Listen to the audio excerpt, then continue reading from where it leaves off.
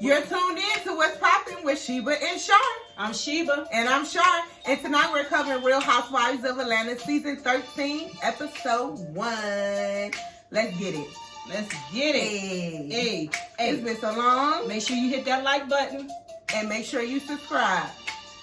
And at the end of the video, you can tell us how you feel. It's okay. We like good commentary, bad. We like it all. Just make sure you let us know how you feel.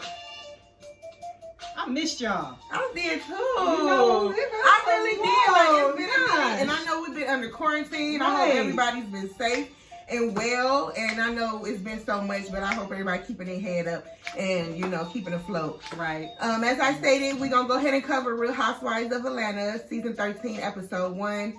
I feel like it. It started off, the season starting off slow. I said I wasn't even going to watch it because I am a big Nene fan. I love Nene. I'm loyal, and that's why I didn't watch it on Bravo. I can't say that. I didn't give them my viewership, but I did tune in. I can't help it because I'm nosy. I'm nosy, so I had to tune in. And I've been watching it for so long. I want to see. It's like watching to me a plane crash, like a train wreck, because I don't see it being any juicier than what this season premiere episode was. That little stripper gate or whatever that thing they gonna try to get us in at the end of the season. I'm not for it. I don't think that's gonna be enough to spark the whole season. Because we seen how they did with the Potomac wives. They stretched one fight out the whole season. Right. So I feel like right now it's going to be pretty dry. And so dry to the point that I kind of feel conflicted about my feelings about them using the footage of the George Floyd situation and the Breonna Taylor. Because as a black woman, I would want to be proud and happy that Portia is using the platform to bring awareness to the situation. But at the same time, I cannot help to not remember the fact of just a few years ago, you thought the Underground Railroad was a train or yes, but she has grown from that. So, you know. And I do understand that people can grow. I do understand that, but that's a massive growth within a few years to the point, you know, I just feel like would it have been the same if it wasn't time for filming? That's what I'm saying about my feelings being conflicted. I want to root for her. And I'm not saying that she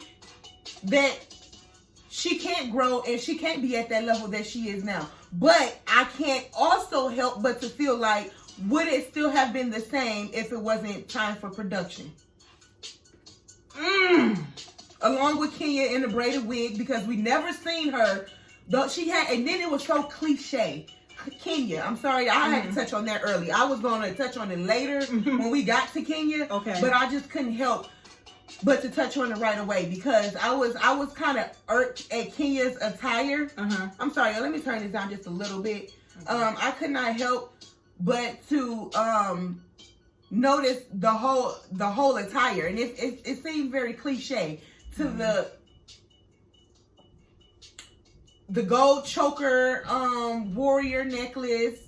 To the braided Wakanda wig. I noticed that too. Not saying that it's not a look, because it's a beautiful look on someone else, but I would appreciate it on someone else. I don't appreciate it on Kenya because we never seen you do that before. Right. So once again, was this for production or is this how you ladies really feel? Right. You know. And I know what some might say, was you out there on the front line? You know, but people do heroic things still behind the camera, so don't go there with me. But I just as I said, I can't help but to wonder that. But again, and then they started it off dive right into it. We couldn't even breathe before, you know, it was brought it in, before you know. they broke. They didn't even ease us into it. They no lube, just brung us right on into it. George Floyd, you didn't. It's a sensitive subject for people who really is not using it for clout. I'm not gonna lie, when it came on, I got a little emotional, you know, when I saw it too, you know, so they had got me a little bit. And I'm like, okay, you know, Portia, you know, carrying the torch for the grandfather, you know, this must gonna be her little storyline this season. I did enjoy You that know? That segment of that historical piece of clip that they showed us. I did enjoy that, and it brung an emotion out of me as well. It did. I guess that was the point in saying it. I'm just, but again, I can't help but to just question motives. But it sound like you can see through, you know, the child. Okay, you been that pop, you know. So we're gonna move along to Cynthia in her tit-ties. I see that lion still going strong. And I'm gonna actually say that Cynthia, she actually looked nice with her weight. I actually couldn't tell that she had gained as much weight. Right, I liked it on her too. Yeah, and you know Cynthia always looked nice. She always fly. We can always expect that from Cynthia. Right. So you know she wore it very well. You know, so that was cool on her. But another motive question again with the little titty pop out. We know Nene did that, and when she did it, you know she was all type of. Is she on drugs? You remember last season when she was when they was all at the hotel out of time and Nene had her, and she was walking in and they acted like that was just so wrong. So wrong. Is she on drugs? Her titty pop. But Cynthia can, you know, just keep in mind little stuff. Now Cynthia done did it, and you know she done named herself already Titty Sick. I was peeping how Kandi was all checking her out and everything, talking about they was complimenting them, talking about they was pretty and she everything. Got pretty titties and they always flirting. And Cynthia and Kandi always flirting. You gonna tell me you didn't know that your titty was gonna pop out before that event? Because I know you got dressed. No, first of all, you can't tell me that you walked all the way from that damn kitchen till outside, all the way to the table that long before Kandi said, "Oh, you," and you didn't feel it, and you ain't feel it. Girl, bye. Cynthia, bye. Sure. But you know, she wanted somebody to see that in the tits. You know, she got she. They was pretty. Let them see them. I couldn't see. I saw a blur. And then Marlo. Oh, Marlo had me dying. Then she had, because Marlo irritated me because I didn't like the fact that she came in so phony. Like, Marlo, come on with the phoniness. She was so fake. I was done with her when she pulled out the tape measure. When she pulled out that tape measure, I was done. I was done too with the 6 feet. That was extra as hell. But she came in fake as hell. She came in fake as hell, which is expected because you gotta do 2 scenes with. I mean, you gotta do it with Kandi. But I wish she would just get in a little bit more in depth with her storyline. Within reality of the storyline. Yeah, I mean. Almost like it's like nothing. She takes nothing serious. But and again, really like that, you know. We know nothing about Marlo, if you think about it. That's true. That's true. We only know alleged rumors, but we know nothing. That's true about Marlo, except for her facts. She is a mystery. She is a mystery, but or the little story that they heard on her little documentary that they had out on YouTube. But did Marlo say that? That's my point. That's true. That's true. So once again, we know nothing about Marlo. Let's say that again. That sounded good. We know nothing about Marlo. We know. And she now got her sisters, 2 little boys, and she has beautiful fashions. Right. But that's all. That's all we know. So, Marlo, that could be a good and a bad thing, because the way everybody tells their business nowadays, they hurt their careers, but what career does your career is to tell your damn business. So, come on, Marlo, come, we need you. We need you to step up a little bit. We need you to do something. You know. Come on. All right, so oh, can you? When I made a sticky note about Kandi's hair in the confession. I hated it. The whole swoop to the side, down with the little purple. I'm sorry, I hated it, but we can move along. I just had made a sticky note about that. Kandi, that shit. Sometimes she makes me feel like she be stuck back in the day. Even when they cut to the next scene that we finna talk about, and she was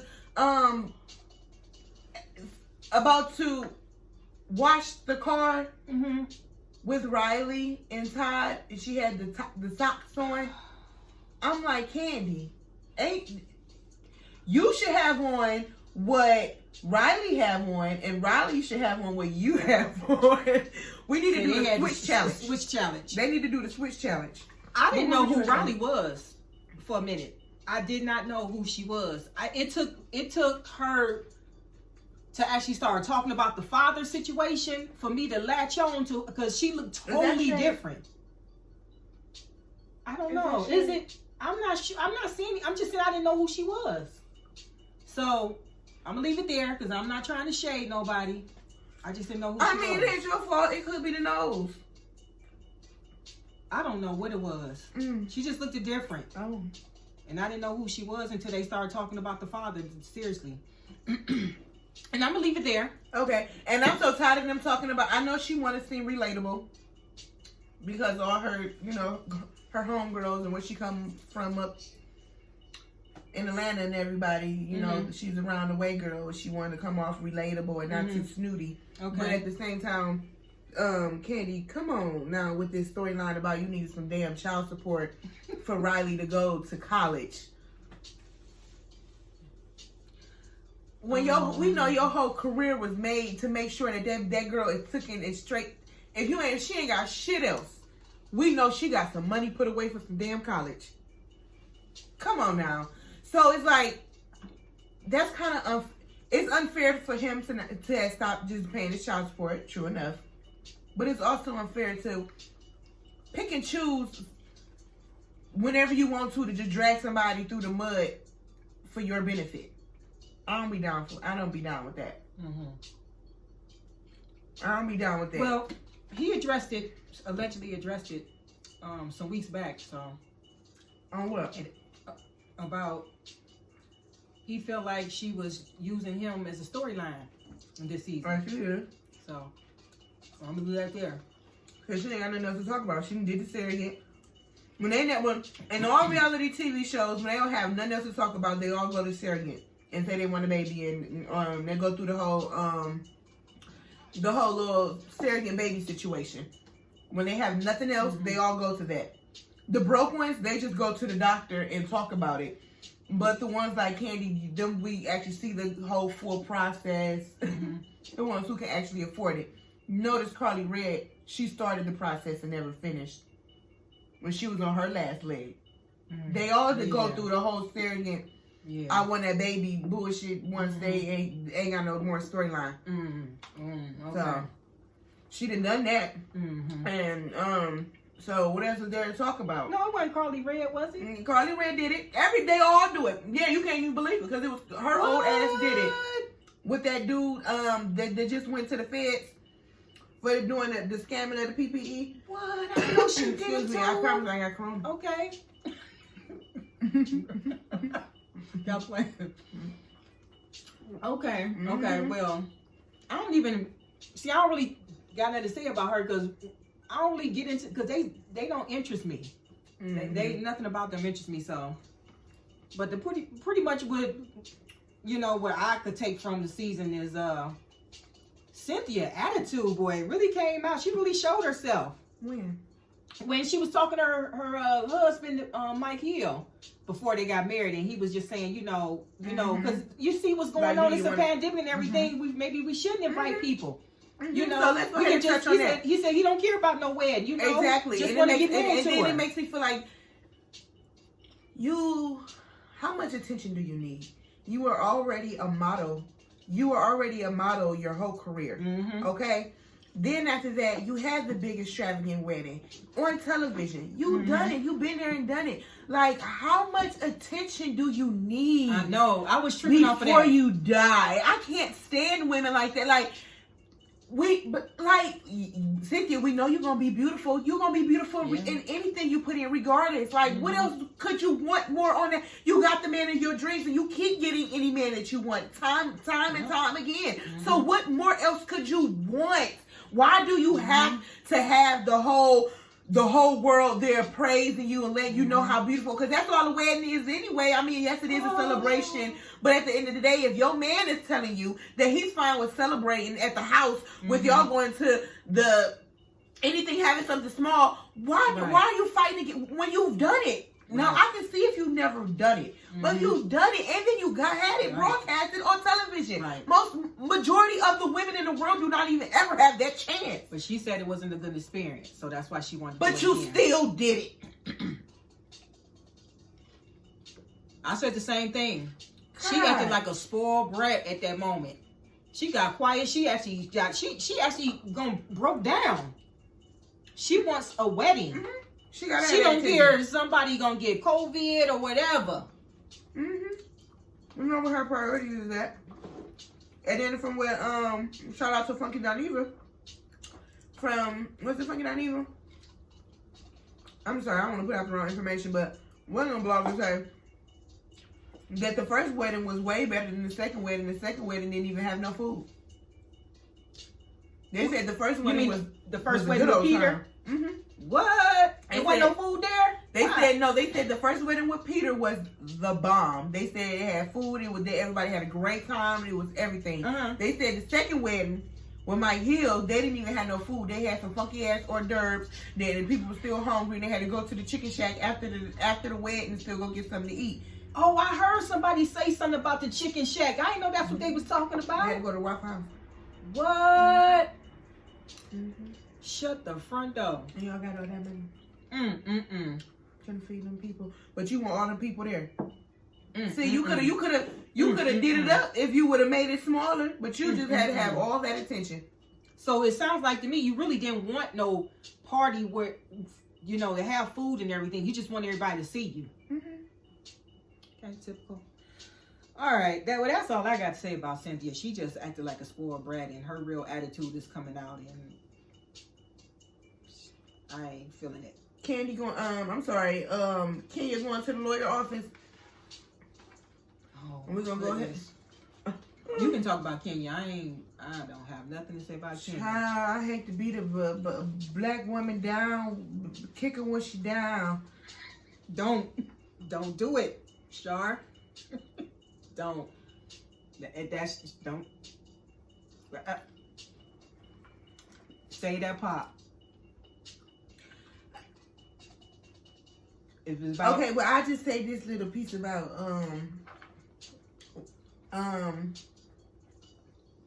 Mark. Okay. I wish that Kandi and Cynthia would tell her how they feel that they say in the confessionals. It's like you told her, go ahead, just cut ties and move on. Please tell her that. Please tell her to please cut ties and move on. And I'm glad they did tell her that she shouldn't have been the one flying to New York to see him, and that's supposed to be his baby. But at the same time, what I'm so confused about, if your whole ordeal was to make sure that you had a baby before you left this earth, and you made this arrangement with this man, why are you stalking them now? You got what you want, the baby. She done messed around, what they say, and caught feelings.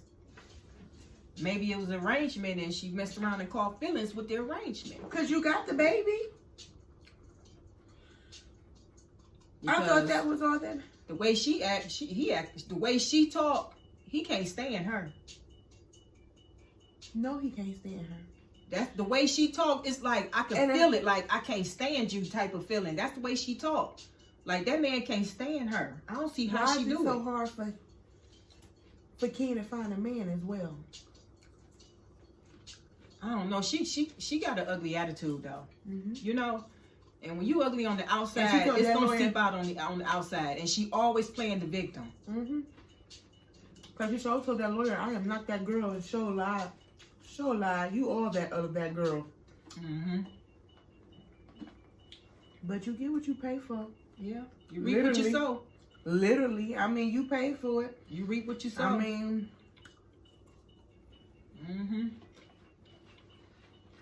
So. But I thought it was say what I want to say. Well, you know, I'm just trying to, you know, like you told me, you don't want me shade nobody, so. No, I didn't say that. I asked you what's a shade. Oh. Well, you say what you want. I thought you was, you know. No, I ain't gonna do cooking like that, but I said Cynthia wore her weight well. I'll say this. Kenya, I hope you got it together, and I think you did get it together a little bit before them confessionals. In confessionals, she's a little bit smaller, but she still ain't as small as she used to be. But now that them gyms are open, you need to get your ass up in there. And I'm not even. Some people just don't. Just like some big people don't need to lose massive weight, because then you get to looking like a bobblehead. Right. She don't need no weight. You looked at Sandy off of SpongeBob, and I'm trying to. Girl, you really. Fuck quarantine. You've been hibernating. Okay. But yeah, you gotta get that. You gotta and I'm a sweat her. I'm just so. I don't want to say fake sadness for this guy, but it gotta be fake sadness because he never even lived with her. He never lived with her. So that's what I said. It's like it's a big old phony. It's fake because he never lived with her. So is we faking? And then the whole fact, what we going to the lawyer office again for? Again? Just to have some storyline. Exactly. What we gonna do? Y'all just need to cut this shit on up, wrap it on up, and just call it quits because the Potomac Housewives, and I'm gonna just turn. Then after that, because I'm done with y'all, the Real Housewives of Atlanta. The shit was boring. I'm just saying that. The Potomac wives, though, that's crazy because they had only one juke. That last episode was as Scrappy would say, the fight is naive. That last episode, baby, where with Ashley's husband name Michael, girl. Michael got that shit. Michael had me dying. Michael got it popping up. He messy as hell for one. He gonna say something, knowing Ashley gonna want to know what he said. She's like, "What? Should I know something? Is it something I should know, Michael?" Oh no, I said too much already. No, never mind. She said, "No, you know I want to know now." Oh, I said too much already. And he know what to say, and he know what to say to people when they ask him. She tried to put him on spot at the party. With Giselle, knowing he don't like Giselle like that was going. If he didn't tell you, why would you think that he was gonna tell some damn Giselle? Right. Damn, you got that little faith in your husband that he would tell Giselle before he'll tell you. Shit. But anyway, she go put him on the spot and had Giselle ask him whatever. He still what happened? He gonna say, he said he didn't know something. I think he said he didn't know, but it was the whole. What tickled me was at the end. She said, yeah, because he'll be proposing tonight. And he said, or maybe he won't. Right. He's so messy. Or maybe it won't. He's so messy. And he got it popping. That was so funny. The funniest part from before he got too violent was when Juan proposed. And he was busting through the crowd. And he's like, did she say yes? Oh, yo, she said yes. I mean, that part was so funny to me, the way he was so surprised that she said yes. With Ron. He does. He definitely does. I think he like Juan.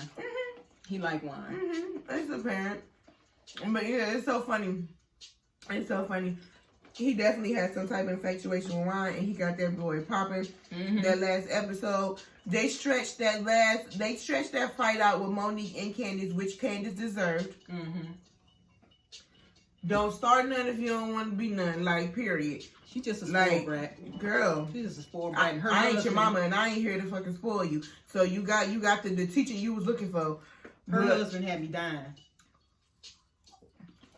The way he G-checked Michael and took that suit and walked out that party, you know, like he was the Mac or something. I mean, you might let somebody talk to your wife like that. You talking to mine like that, just like a G. And Michael knew what he was talking about. Knew what he was doing. Talking about control your wife.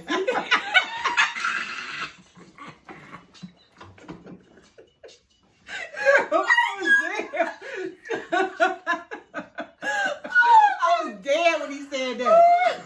Oh Lord. Ooh. We ain't even supposed to talk about the Potomac was lit.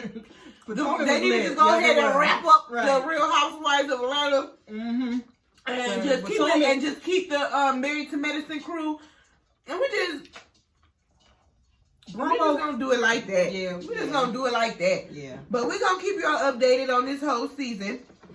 Yeah, cause we back now. We back now.